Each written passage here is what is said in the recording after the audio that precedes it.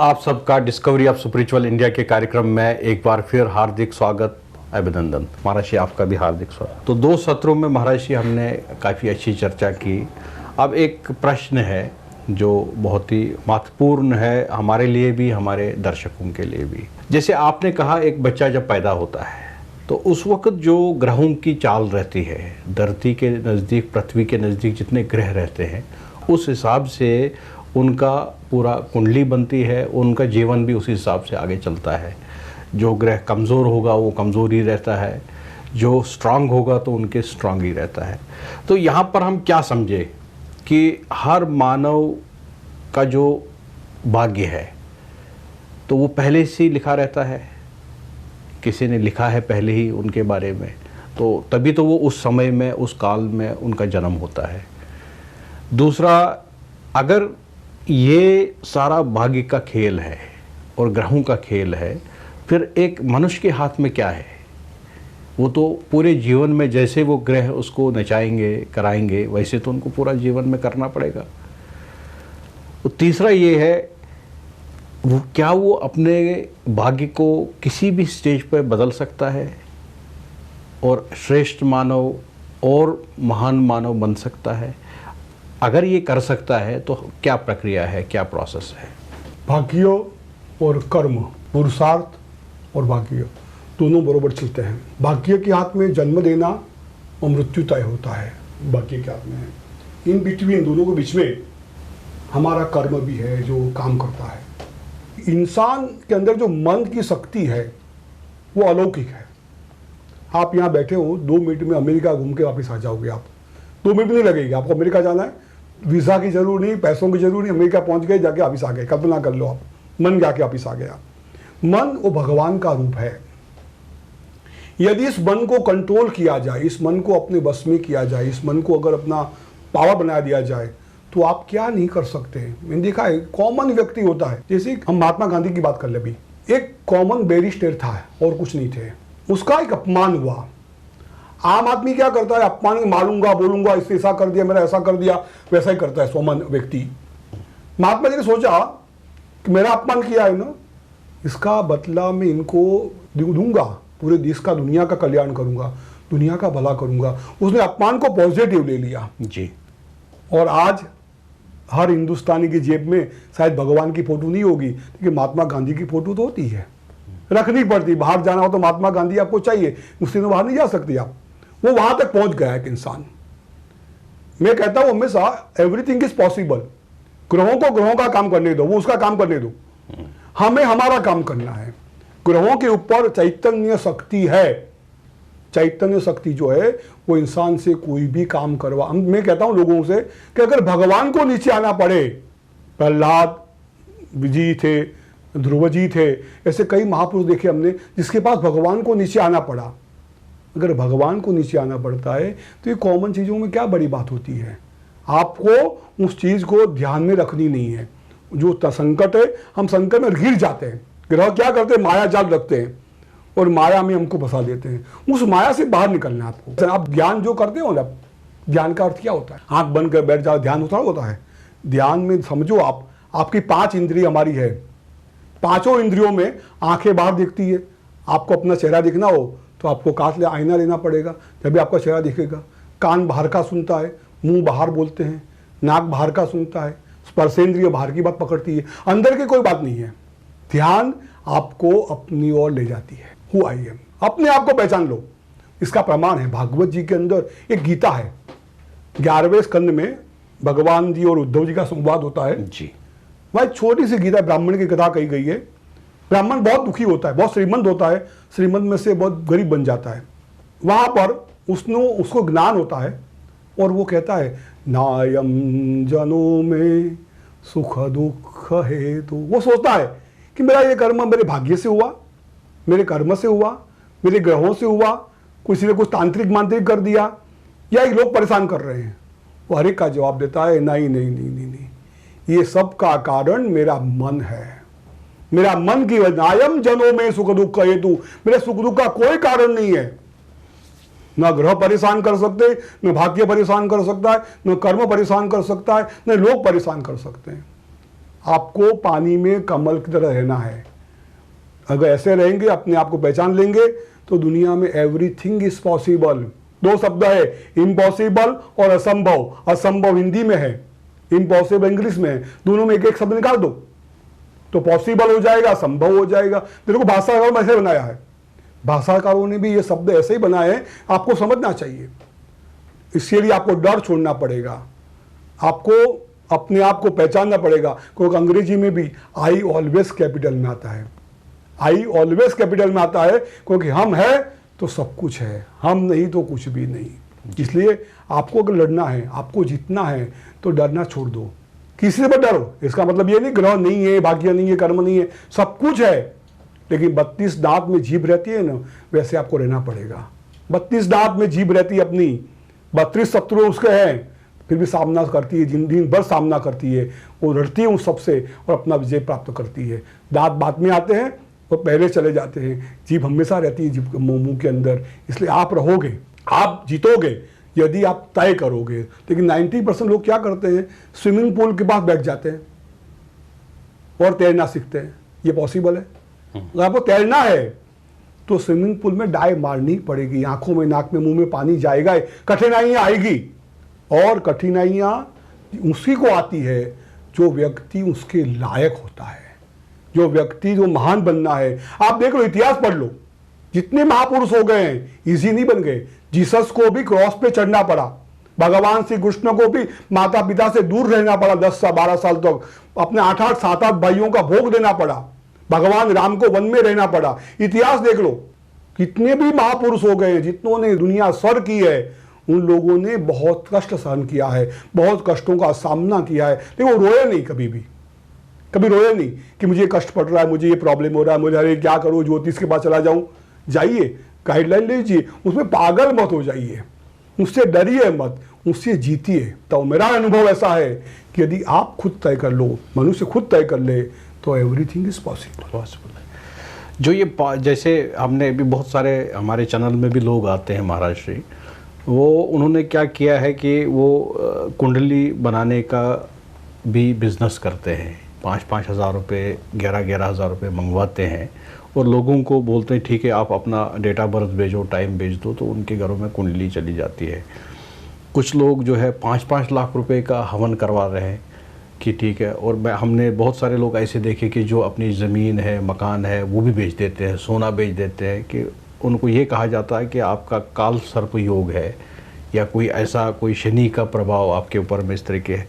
एक हमने देखा कि बड़े बड़े टीन तेल के वो चढ़ाए जाते हैं शनि पर, तो वो तेल जाता कहाँ से नीचे वो भी नहीं समझ आता है कि रोज़ अगर 20-20, 25-25 टीन तेल के चढ़े किसी पत्थर की मूर्ति के ऊपर, और नीचे हम कहाँ उसको ज़मीन के अंदर कर रहे हैं या निकाल रहे हैं, क्या कर रहे हैं, उसका वो विषय तो इसमें नहीं है चर्चा का।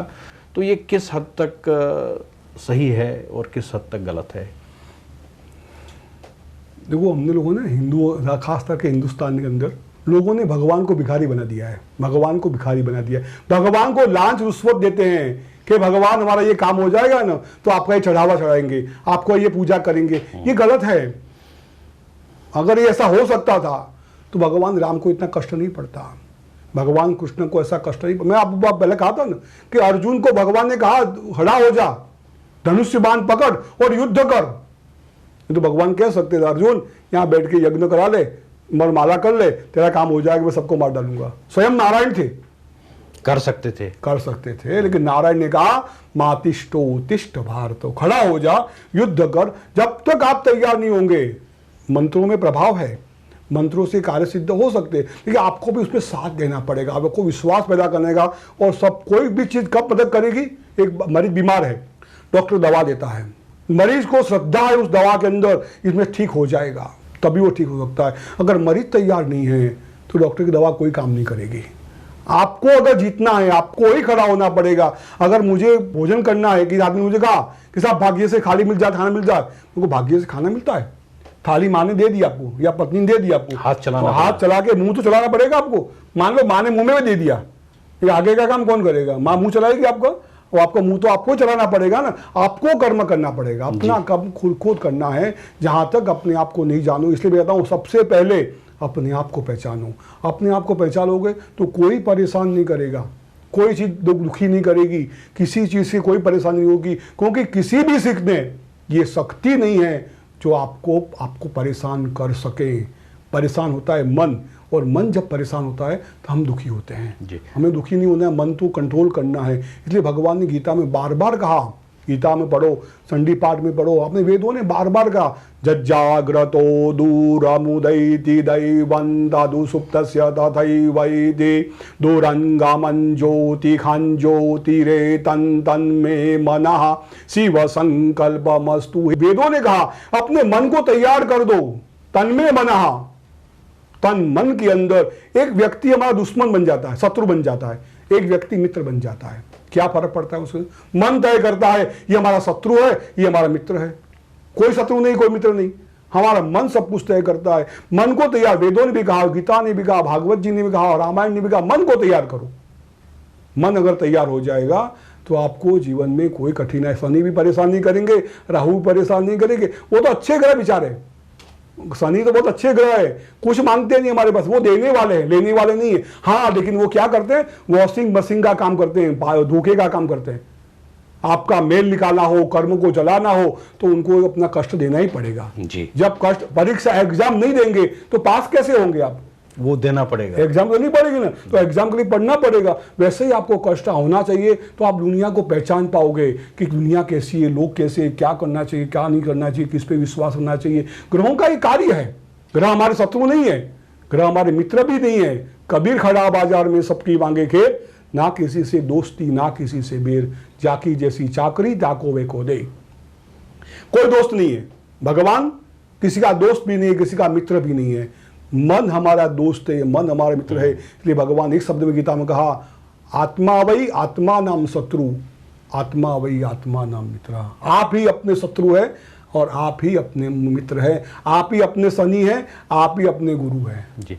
महर्षि, यहाँ पर एक मेरा पर्सनल प्रश्न है। दूसरी अध्याय में परमात्मा ने दो चीज़ें कही है। एक में कहते कर्मणे देवाधिकारस्ते, आपका फर्ज बनता है कर्म करना, फल की इच्छा छोड़ दो। साथ में उसी अध्याय में ये भी कहते हैं कि यहाँ पत्ता भी हिलता है तो मेरी इच्छा से हिलता है। तो हमारा पुरुषार्थ कहाँ है, हमारे कर्म कहाँ हैं? इसीलिए कर्मण्येवाधिकार शब्द जो है ना, उसका अर्थ अलग कर रहे हो आप। लोग अलग अलग अर्थ करते हैं। मंत्र पूरा मंत्र देख लो, कर्मण्येवाधिकारस्ते मा फले सुकदाचनो मा कर्म फल हेतुर्भू माते संगो स्वकर्मणि।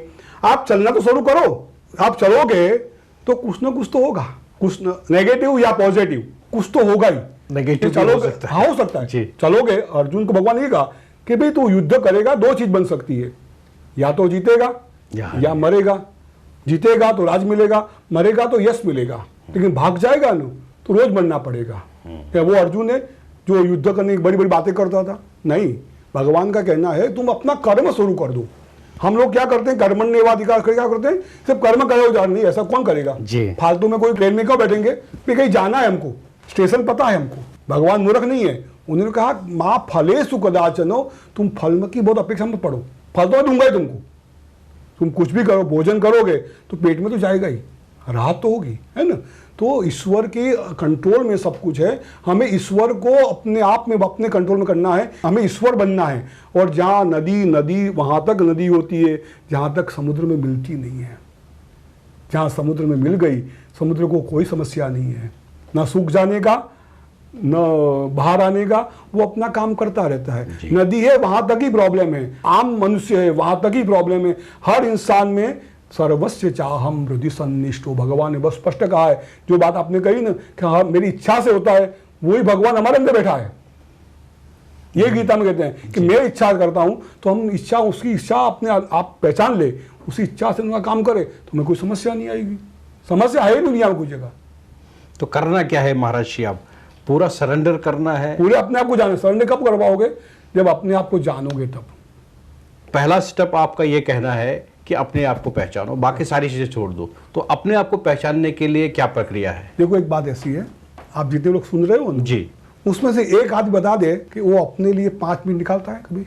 अपने लिए एक 5 मिनट का समय नहीं निकालता वो कभी। वो बेबी, बच्चों, पति, इसके लिए भगवान के लिए, हर चीज़ के लिए अपने आप तो समय निकालता है। लेकिन भगवान शंकराचार्य ने कहा आचार्य सूत्र में, कोहम कस्मात कुतो आयात को मे जननी को मे तातो। मैं कौन हूँ भाई, क्यों आया हूँ, मेरे माँ बाप कौन है? ये माँ बाप तो मरने वाले हैं। ये माँ बाप तो ऐसे कई माँ बाप हो गए हमारे, माता पितृ सहस्त्राणी, हजारों जन्म हो गए हमारे, हजारों माँ बाप हो गए। हमारे माँ बाप कौन है, हम क्यों आए हैं, किस लिए आए हैं, किस कार्य के हेतु आए हैं, ये अगर सोचना शुरू करोगे ना तो आपको धीरे धीरे जवाब मिलता जाएगा, अंदर से जवाब आएगा। और जवाब नहीं आता योग्य गुरु के पास चले जाओ, जानकार है इसलिए गुरु होते हैं, योग्य गुरु के पास जाओ। जो लोभी है उसके पास नहीं, जो पैसों की बातें करे उसके पास नहीं, योग्य गुरु के पास जाओ, उसको पूछो, सरेंडर हो जाओ। और गुरु कैसे, दो बात बताइए शास्त्रकारों ने, गुरु कृपा दो चीज करते हैं, बहु शुश्रूषया, बहुत सेवा कर दो उनकी, या खूब बहु धन देयम, या उनका व्यवस्था सब कर दो तो वो अपना काम करेंगे। दो चीज़ तो होती है, सेवा तो करनी, बिना सेवा कुछ नहीं मिलता, कर्म तो करना पड़ेगा यहाँ पर भी। तो आप अपने आप चले जाओ, धीरे धीरे अपने आप बैठोगे शांति से, और अपने साथ बैठोगे, अपने साथ, भगवान के साथ भी नहीं, क्योंकि भगवान समुद्र है। सबसे पहले हम सरोवर में तैरना है, बाद में भगवान के पास समुद्र में जा सकते हैं। तो पहले हम अपने आप को नहीं जानेंगे तो भगवान को कैसे जानेंगे? क्योंकि भगवान ने गीता में स्पष्ट कहा है कि मनसस्य बराम बुद्धि, मन से ऊपर बुद्धि है, बुद्धि से ऊपर चित्त है, और चित्त के ऊपर परमात्मा है। आप परमात्मा को नहीं पहचान पाओगे, हमारी चैलेंज है। कोई कुछ भी कह दे, हम भगवान को नहीं जान पाते, क्योंकि भगवान दिखना समझना असंभव है हमारे लिए।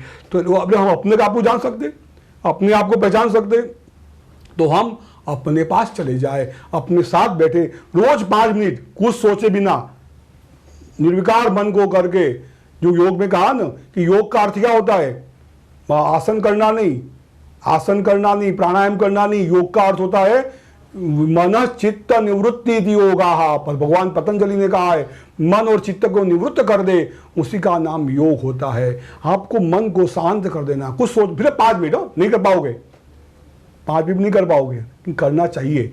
5 मिनट भी अपने साथ बैठोगे ना तो धीरे धीरे जवाब अपने आप मिलता जाएगा। तो पहला स्टेप तो अपने आप को जानना हुआ, दूसरा स्टेप क्या है महाराज जी? उसके बाद ईश्वर की ओर आगे जाना है। पहले अपने आप को जान लिया, हम रुद्राक्ष की माला पहनते हैं जी, है ना, त्रिपुंड लगाते हैं, ऐसे कई लोग त्रिपुंड लगाते हैं, हम नहीं लगाए आज। और भगवान शंकर जैसा वेश धारण करते हैं, वैष्णव जैसा वेश धारण करते हैं, देवी के उपासक वैसा वेश धारण करते हैं। क्रिश्चियन होता है गले में वो लगा देता है, मुसलमानों का ऊपर टोपी रख देता है, एक प्रतीक बना दिया है ना। ये माला पहनने का अर्थ क्या होता है, हमें शिव बनना पड़ेगा। आप कभी घर में पूजा कराइए, घर में पूजा कराइए कभी कराते। तो पूजा पहले क्या कराते पंडित जी? कलश को रखते हैं और पहले वो कुछ डिजाइन बनाते हैं नीचे, वो सब पूजा शुरू करते हैं। पहले क्या करते हैं, आपको टीका लगाएंगे, आपको कंकण बनाएंगे, आपको हार पहनाएंगे, बराबर। मतलब पहले आप बाद में भगवान, यजमान को रेडी करते हैं, बराबर। मतलब वो भगवान बनाते हैं आपको परिकल्पना करनी है कि मैं ईश्वर हूँ, मैं भगवान हूँ। उसके बाद क्या करते पता है, गणपति पूजा नहीं करते, पहले पृथ्वी की पूजा करते हैं, कलश की पूजा करते हैं, शंख की पूजा करते हैं, दीपक की पूजा करते हैं, और घंटा की पूजा। 5 चीजों की पूजा करते हैं। ये 5 तत्वों से हम बने हुए हैं। सूर्य, पृथ्वी मतलब जमीन आ गई, घंटा मतलब वायु आ गया, शंख मतलब आकाश आ गया, अग्नि मतलब दीपक आ गया, और कलश मतलब पानी आ गया। हम 5 से बने हुए। आप अपने आप को जान लो, देवो भूतवा देवम यजेत, देव बन जाओ तब देवों की पूजा कर पाओगे। जानोगे अपने आप को तब अपने आप को पहचान पाओगे, नहीं तो नहीं पाओगे। इसलिए दूसरा स्टेप तो बहुत लंबा चलेगा, उसके पहले पहला स्टेप ये करो, आप देव बनने की कोशिश करो। आप देव बन जाओगे तो पाप नहीं कर पाओगे, गलत काम नहीं कर पाओगे, ऑटोमेटिक देव पाप निकल जाएगा। साथ में कर्म भी करने हैं, कर्म तो करना ही है जी, बिना कर्म के कुछ नहीं होता हमारे वहाँ। तो भाग्य कभी हम अपना चेंज कर सकते हैं? 100% कर सकते हैं। कैसे महाराज जी? बोला ना, अपने आप खुद करोगे। अच्छा, देव बन के करोगे, आप सब कुछ कर सकते हैं जी। जैसे मूर्ति आपने सुना होगा, मार्कंडेय ऋषि का आयु 7 साल का था। मार्कंडेय जी का आयु 7 साल का था। 7 से 7 करोड़ वर्ष आयु प्राप्त किया उन्होंने। वो कर सकते हैं। स्वामी विवेकानंद जी अपने भाग्य चेंज करने के फौरन चले गए, वहां जाके भाग्य चेंज हो गया उनका। आदमी जब शुरू करता है ना फिर खुद ही होता खुल करता अपने जी। तो बहुत ही सुंदर सारवर्धक ज्ञानवर्धक चर्चा रही आज महाराज जी के साथ में। हमने बहुत सारे बिंदुओं पर चर्चा की और मुझे पूरी आशा है जो महाराज का ज्ञान है इसका प्रवाह आप तक पहुंच रहा होगा और आपके अंदर में भी परिवर्तन आ रहा होगा। जो यहाँ इस कार्यक्रम का टेक है डिस्कवरी ऑफ स्पिरिचुअल इंडिया का, आध्यात्मिक भारत की खोज का, वो ये है कि हम मानव बहुत सारे समस्याओं में खुद को डालते हैं। महाराज जी ने भी इस चीज़ को बहुत अच्छी तरह से स्ट्रेस दिया है कि बहुत सारी समस्याएं हमारी होती नहीं हैं, हम खुद उन समस्याओं को या तो क्रिएट करते हैं या सोचते हैं। सोच में भी अगर हमारे पास में वो समस्या रहती है तो वो एक न एक दिन फिजिकल रूप में भी हमारे सामने में खड़ी हो जाती है और हम पहले दुनिया को खोजने की कोशिश करते हैं, दुनिया को समझने की कोशिश करते हैं, 700 करोड़ लोगों को समझने की कोशिश करते हैं, लाखों करोड़ों जानवरों को समझने की कोशिश करते हैं, पेड़ पौधों को समझने की कोशिश करते हैं और बहुत सारी समस्याओं पर ध्यान केंद्रित करते हैं और अपने आप को खुद को भूल जाते हैं। किसी शायर ने कहा है, रहने को घर नहीं सारा जहां हमारा। हम खुद अपने आप को नहीं जानते हैं। जो ये शरीर है, हाड़ मांस है, इसको हम खुद समझते नहीं, जानते नहीं।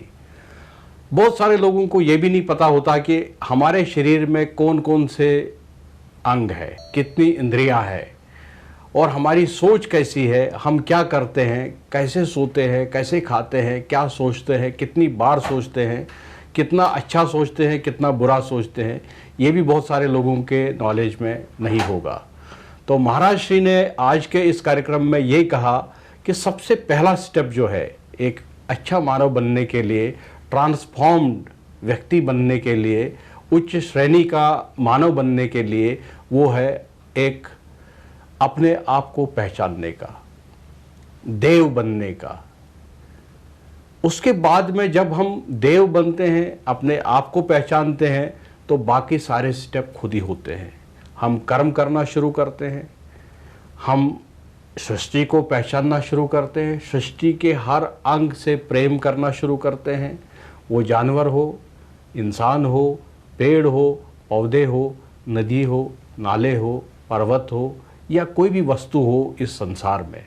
यही वेदों ने भी कहा है कि ये प्रकृति ही ब्रह्म है, ये प्रकृति ही भगवान है और हम भी इसके एक हिस्से हैं, एक अंश है। इससे पहले मैं कार्यक्रम को समाप्त कर दूं, मैं महाराज श्री का बहुत बहुत हार्दिक धन्यवाद देना चाहता हूं, आपको नमन करता हूं। आपने बहुत ही सुंदर ज्ञान बांटा और हम सब आज लाभान्वित हुए। इसके लिए आपको एक बार फिर मेरा नमस्कार, धन्यवाद और नमन। आप सबको भी डिस्कवरी ऑफ स्पिरिचुअल इंडिया के इस कार्यक्रम की पूरी टीम की तरफ से हार्दिक नमस्कार।